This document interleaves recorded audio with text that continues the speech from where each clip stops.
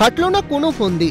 অবশেষে পুলিশের জালে ধরা পড়ল কুলতলির সাদ্দাম সর্দার। সোমবার থেকে যার নাগাল পেতে কালঘাম ছুটেছিল, সেই সাদ্দাম লুকিয়েছিল বাড়ি থেকে 15 কিলোমিটার দূরে। রাত তখন 1:15। কুলতলি থানার চুপড়িঝাড়ার বাণীরধল এলাকায় হানা দেয় পুলিশ। গোপন সূত্রে খবর মেলে চিংড়ি চাষের ভেড়িতে রাত পাহারার জন্য ঠাকুরান নদীর পাশে নির্মাণ করা আলাঘরেই নাকি আত্মগোপন করেছে সাদ্দাম সর্দার। রাতেই সেই ডেরায় পৌঁছে যান পুলিশ আধিকারিকেরা। সেখান থেকে হাতে নাতে পাকড়াও করা হয় কুলতলির গোপন সুড়ঙ্গের মালিককে। গভীর রাতে সাদ্দামকে নিয়ে আসা হয় কুলতলি থানায়। আর অবশেষে গ্রেপ্তার সাদ্দাম সর্দার কোথা থেকে সেটাই আমরা দেখাবো। ঠিক ঠাকুরান নদী, আমার ডান দিকে রয়েছে ঠাকুরান নদী, আর রয়েছে ম্যানগ্রোভের জঙ্গল, আর তার ঠিক পাশেই রয়েছে এই ফিশারির মধ্যে একটি ছোট আলাঘর, যেখানে রাতের বেলা রাত পাহারা দেয় এখানকার যারা ব্যবসায়ী রয়েছে তাদের কর্মচারীরা, যাতে না মাছ চুরি হয়। আর এই আলাঘরেই সাদ্দাম সর্দার ছিল লুকিয়ে।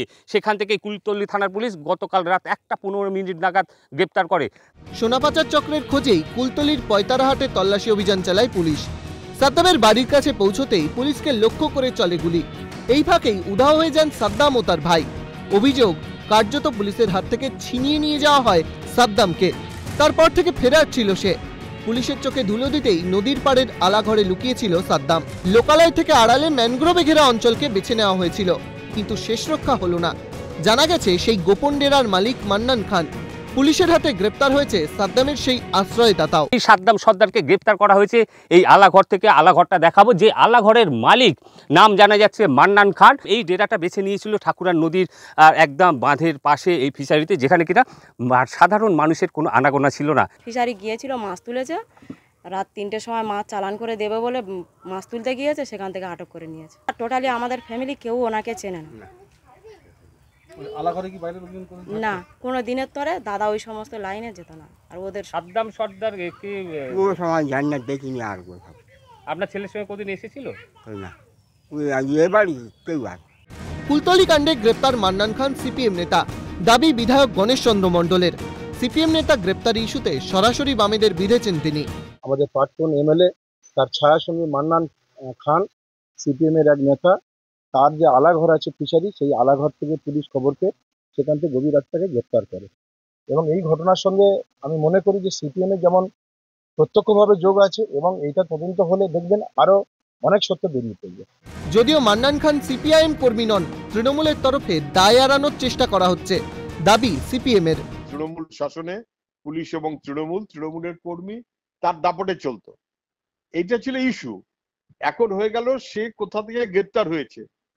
প্রথমত সেটা ইস্যু না, দ্বিতীয়ত মান্নান খান বলে ওখানে সিপিএম এর কোন নেতা আমি তো কোনদিন নাম শুনিনি। ওনাকে কোনো সমর্থক আছে কিনা তাও বলতে পারবো না, সম্ভবত না। ফলে কার্যত যখন ধরা পড়ে গেছে তৃণমূল, এখন কারুর না কারুর ঘাড়ে ফেলার জন্য এসব প্রচেষ্টা, তো ব্যর্থ প্রচেষ্টা। মান্নান যদি অপরাধী হয়, মান্নানকে নিশ্চিত তার অপরাধ বিবেচনায় আইন যা সাজা দেবে দেবে। তো মান্নান জি আমার ছায়াসঙ্গী এটা কখনো না, গোটা এলাকার মানুষ জানে। আমাদের কোনো রকম আমাদের দুর্বলতা নেই। মান্নান খান সিপিএম করেন না? না, উনি আপনাদের দলের কেউ না? না, ওর বাবা আমাদের সিপিএম করতো। সাদ্দামকে হেফাজতে নিয়ে জিজ্ঞাসাবাদ চালাবে পুলিশ। ঘরের মধ্যে সুড়ঙ্গ নির্মাণের রহস্য উন্মোচিত করার চেষ্টা চালানো হবে। সেই সঙ্গে নকল সোনার মূর্তি প্রতারণা চক্রের পর্দাফাশ করবে তদন্তকারীরা। দক্ষিণ 24 পরগনা কুলতলি থেকে তমাল সরকার, ক্যালকাটা নিউজ।